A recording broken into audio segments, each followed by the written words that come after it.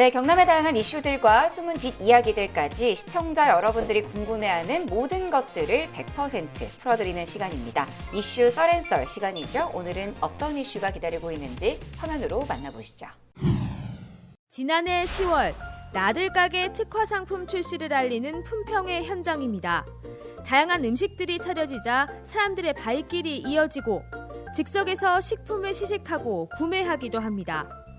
수로왕차는 각종 반찬류를, 수로왕가는 매일 배달되는 도시락이나 김밥, 각종 가공식품을 뜻하는 지역 특화 브랜드로 출시 전부터 관심을 끌었습니다.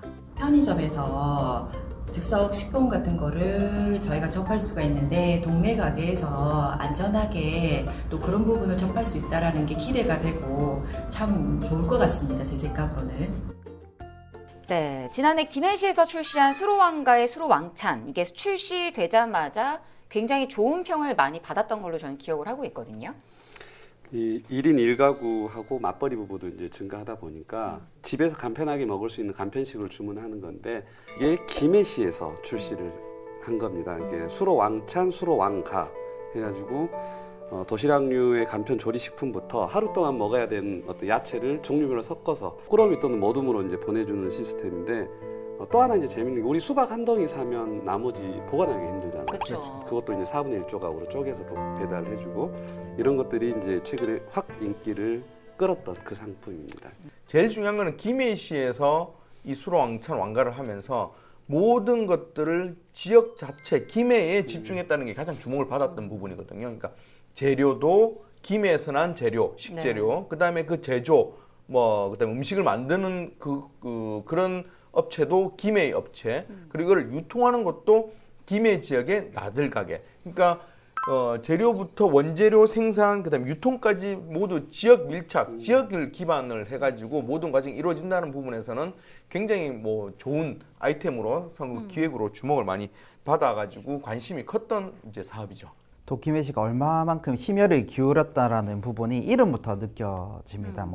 그 수로왕찬 그리고 수로왕가 이렇게 이름 지었는데 2000년 전 금강가약 번영을 이끈 가락국의 시조 김수로왕을 이름을 따서 이름을 지었고 또 왕에게 진상하는 마음과 정성을 담았다라는 슬로건으로 해서 이렇게 제품을 출시를 했는데 지금 아무래도 그만큼 정성을 기울인 제품인 만큼 지금 활성화를 위해서도 좀 많이 노력을 하고 있는지 조금 점검해 봐야 되는 부분도 있는 것 같습니다.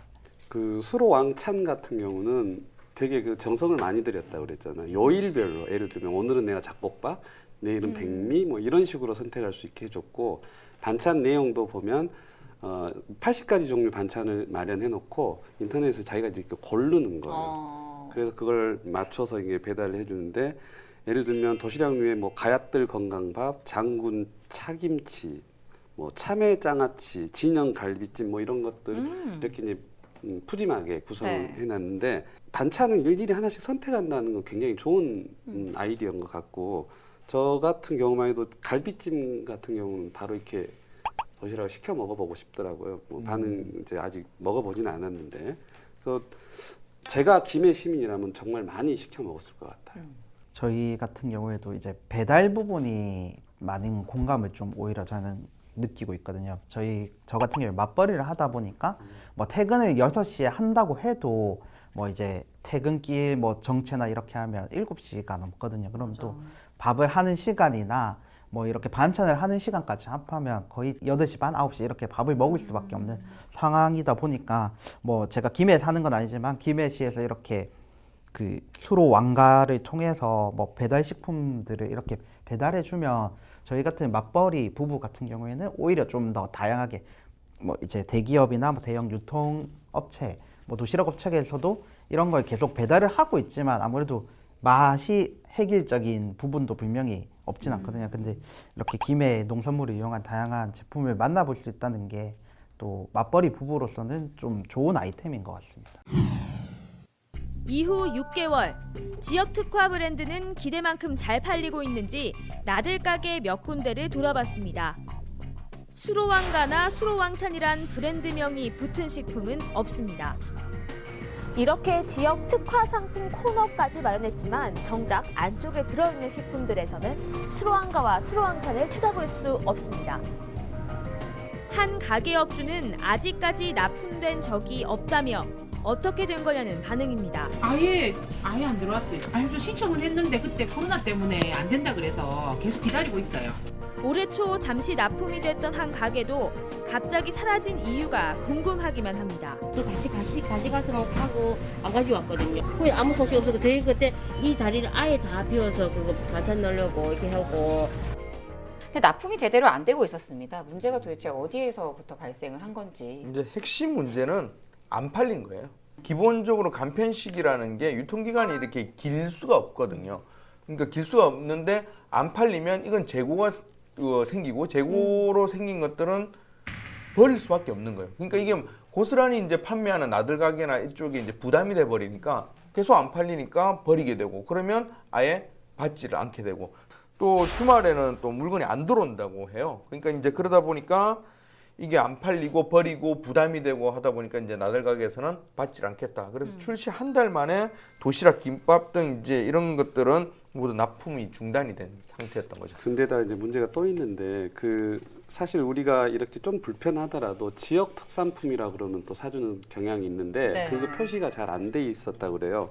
그 이제 안 돼 있었고 이제 소비자가 그러니까 인지도가 굉장히 낮아지는 거죠. 생산하는 업체와 나들가게, 소매점이죠. 이제 상생을 하면서 동시에 이거를 좀 살려보자는 차원에서 접근을 했습니다. 생각과 달리 이게 소구력이 없었습니다. 이 수요층이 작다 보니까 반품이 계속 일어나는 거예요. 또 지금 현재 특화 상품 우리가 PBS 상품을 만드는 게 또 대기업에서 생산된 품목이 또 겹쳐지는 상품이 있어요. 그게 경쟁력이 없어지는 거예요. 이게 홍보가 부족했기 때문에 일단 얘가 다른 메뉴랑 좀 차별화되고 손길이 가게 만들어야 되는데 그런 부분이 아직 기배시에서 좀 부족한 부분이 충분히 있었던 것 같더라고요. 그래서 그런 부분을 좀 보완하기 위해서 이제 뭐 상표 뭐 이제 포장 디자인을 좀 새롭게 한다거나 뭐 7월 이제 이번 달 하순부터 뭐 1차 출하 계획을 일단 가지고는 있다고 합니다.